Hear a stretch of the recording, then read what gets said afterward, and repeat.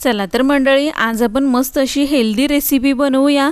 हिरव्या पिवळ्या मुगाचे बघा एकदम हेल्दी पौष्टिक असे आपण आज लाडू बनवलेले आहेत। मस्त दिसतात ना, चवीला पण तेवढेच मस्त आहेत। लय भारी टेस्ट आहे या लाडूंची। आणि यामध्ये आपण जो डिंक वापरलेला आहे त्यामुळे मुलांची किंवा आपली सुद्धा हाडे मजबूत होण्यासाठी मदत होणार आहे। खूप भारी आणि हेल्दी रेसिपी आहे, तुम्ही जरूर ट्राय करा आणि तुमच्या घरी अशा प्रकारचे लाडू नक्की बनवून ठेवा। मुले शाळेतून घरी आल्यानंतर त्यांना खूप भूक लागलेली असते, कारण दिवसभर शाळा असते, मुलं खूप थकून आणि भुकेलेली आलेली असतात घरी। पण त्यावेळी जर अशा प्रकारचा एक दोन लाडू जर मुलांनी खाल्लेत आणि त्यानंतर मग आपण त्यांना दूध दिलं तर त्यांचं पोटही भरेल आणि मस्त अशी हेल्दी रेसिपी आहे। चला पटापट लाडू बनवूया। इथे मी हिरवे मूग घेतलेले आहेत बघा, यामध्ये पिवळे मूगसुद्धा मिक्स आहेत। आपल्या शेतामधलेच हे मूग आहेत, त्यामध्ये दोन्ही मूग असल्यामुळे ना मी यामध्ये निवडत बसलेली नाही आहे। हे दोन्ही प्रकारचे मूग घेतलेत, तर 2 कप मी मूग घेतलेले आहेत। यामध्ये बघू शकता तुम्ही पिवळे सुद्धा मूग आहेत, थोडेसे मिक्स आहेत यामध्ये। आणि हे पूर्णपणे देशी मूग आहेत, त्यामुळे त्याला जास्त चकाकी नाही आहे। खूप चकाकणारं चांगलंच असतं असं काही नाही, बिना चकाकणारच देशी असतं। तर हे आपले देशी मूग आहेत बघा, याला आपण कढईमध्ये थोडंसं अगदी 2 मिनटं गरम करून घेऊया, म्हणजे ते मिक्सरवर छान असं बारीक होतील। अगदी 2 मिनटंच आपण याला गरम करून घ्यायचं आहे। त्यानंतर मी ताटामध्ये काढून घेतले। आता मिक्सरच्या भांड्यामध्ये घेऊन आपण याला ना बारीक वाटून घ्यायचे, बारीक म्हणजे एकदम पीठ करून घ्यायचे।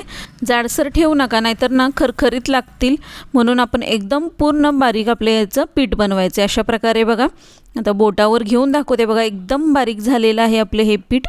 आणि मस्त असं आपल्याला जसं हवं आहे तसं हे पीठ पडलेलं आहे। आता आपण थोडेसे ड्रायफ्रूट तळून घेऊया। कढईमध्ये 2-3 चमचे मी तूप घालून घेते आणि तुपामध्ये आपण ड्रायफ्रूट तळून घेऊया। तर काजू बदाम जे काही तुमच्याकडे ड्रायफ्रूट असतील अवेलेबल ते यामध्ये घालू शकताय। माझ्याकडे काजू बदाम आणि मनुके होते, मी तेवढेच वापरलेले आहेत। तर मी काजू आणि बदाम थोडे फ्राय करते, हे चांगले थोडेसे लालसर झाले की मग आपण यामध्ये मनुके घालणार आहे। मनुके आधीपासूनच नाही घालायचे, शेवटी आपण मनुके यामध्ये घालायचे आहेत। आणि हे बघा मी शेवटी घातलेले आहेत आणि अगदी 2 सेकंद परतवलं आणि मग हे आपले ड्रायफ्रूट काढून घेतलेले आहेत प्लेटामध्ये। राहिलेल्या तुपामध्ये आपण डिंक घातलेला आहे बघा, 2 चमचे आपण डिंक इथं तळून घ्यायचं, एकदम छान फुलेपर्यंत आपण याला तळून घ्यायचं आहे। आणि अशा प्रकारे सतत हलवत राहायचं, म्हणजे तो छान असा फुलतो। आणि मस्त बघा आपला डिंक फुलला आहे, एकदम छान असा आपला डिंक फुललेला आहे। एक प्लेट भरून बघा हा डिंक होतोय। एवढ्या पिठासाठी, आपल्या 2 कप मुगासाठी एवढा आपल्याला डिंक पुरेसा आहे। छान असा डिंक आपण फुलल्यानंतर ना थंड व्हायला ठेवायचा, म्हणजे छान असं चुरडायला येतो। आणि आपण जे मुगाची पीठ बनवलं होतं ते यामध्ये घालून घेतलेलं आहे। अगदी 2 मिनटं मी चांगलं परतवून घेते आहे। म्हणजे जे तूप होतं आपल्या भांड्यामध्ये त्यामध्येच थोडंसं परतवून घेते आणि नंतर मग 2-3 चमचे असं 2-2 मिनटाने आपण यामध्ये तूप वापरायचं आहे बघा। मी सुरुवातीला 3 चमचे तूप घातलेलं आहे, आपण 10 ते 12 चमचे यामध्ये तूप वापरणार आहे आपल्या या संपूर्ण मिश्रणामध्ये, कारण छान तुपाशिवाय लाडूला चव पण येत नाही आणि छान टेस्ट पण लागते। तूप मी आता मगाशी 3 चमचे घातलं होतं, आत्तासुद्धा मी 3 चमचे तूप घालते। हा चमचा बघू शकता, छोटा चमचा आहे। आणि हे बघा पुन्हा मी 3 चमचे घालते आणि अशा प्रकारे हलवून घेते। छान असं ना मिश्रणाचा जो वास येतो बघा मुगाचा ना, असा कच्चा वास येतो, तो पूर्ण वास जाऊन खमंग असा वास येईपर्यंत आपण या पिठाला भाजून घ्यायचं आहे। आणि जशी वाळू वाजते खरखरीत, तसं हे पीठ वाजायला लागेपर्यंत आपण याला सतत असं परतवत राहायचं आहे। आपण एकूण 11 चमचे यामध्ये तूप घातलेलं आहे बघा। आणि छान असं पीठसुद्धा आपलं भाजत आलं आहे। आता त्याचा ना कलरसुद्धा थोडासा चेंज झाला आहे आणि वाळूचा जसा आवाज येतो ना तशा प्रकारे खरखर असा आवाज यायला लागला आहे। आता हे आपण काढून एका ताटामध्ये थंड होण्यासाठी ठेवायचे। त्यानंतर मी इथे 3 चमचे बेसन घेतले, 1 चमचा तूप यामध्ये घातले आणि हे बेसन छान असं खमंग वास सुटेपर्यंत आणि थोडासा कलर चेंज होईपर्यंत मी भाजून घेणार आहे बघा। थोडासा कलरसुद्धा बदलला आहे आणि मस्त असं खमंग वास सुटलेला आहे। बेसनसुद्धा मी त्या मुगाचं जे आपण पीठ काढलं होतं त्यामध्येच काढून मिक्स केलं। 1 कप मी गूळ घेतलेला आहे, गूळ किसून घेतला आहे आणि यामध्ये 1-1.5 चमचा पाणी घातलं आहे बघा आणि हा गूळ वितळवायला ठेवलेला आहे. असं थोडंसं सतत त्याला हलवायचं म्हणजे पटकन वितळतो आपला गूळ.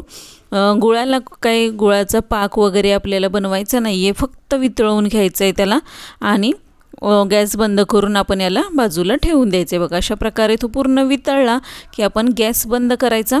या मिश्रणामध्ये आता आपण आपले ड्रायफ्रूट जे तळून ठेवले होते ते घातलेले आहेत आणि आपला डिंक आहे ना तो असा चुरडून घ्यायचा आहे बघा. बोटांनी चुरडून घ्यायचा पूर्णपणे, छान असं त्याची पावडर होते. जरी तुम्ही मिक्सरमध्ये एकदा फिरवून घेतला तरीसुद्धा चालेल आणि मी हातानेच चुरडून घेतलेला आणि यामध्ये घातलं आहे बघा आता. आणि त्यानंतर जो आपण गूळ वितळून घेतला होता तो सुद्धा घातलेला आहे. एकदम कडक गरम नको आहे, थोडंसं असं कोमटच. आपण कोमट झाला गूळ की मग यामध्ये घालायचा 1 चमचा वेलची पावडर घातली आणि आता हे सर्व मिश्रण मी एकजीव करून घेते. सगळं मिश्रण हे कोमट गरमच आहे. पटापट आपण मिक्स करून घ्यायचं आणि कोमट आहेत तोपर्यंतच याचे लाडू वळून घ्यायचे. गरम आहे तोपर्यंतच बघा छान असं पूर्णपणे मिक्स करून घ्यायचं आहे.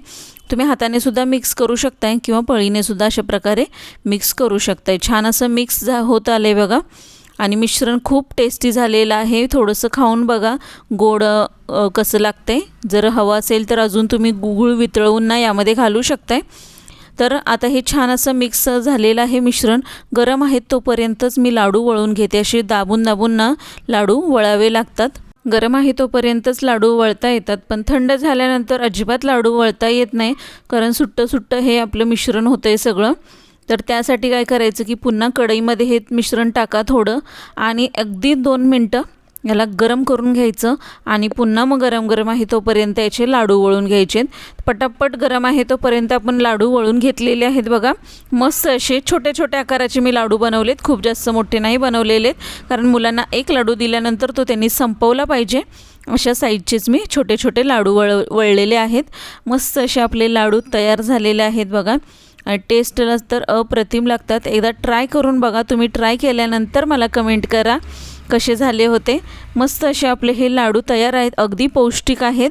मुलांना रोज 1 लाडू जरी खाण्यासाठी आपण दिला तरी त्यांचं पोटही भरेल आणि तब्येतसुद्धा छान राहील मुलांची. आणि डिंकामुळे तर हाडे मजबूत होण्यासाठी खूप मदत होते. त्यासाठी आपण यामध्ये थोडंसं डिंकसुद्धा वापरलेलं आहे त्यासाठीच.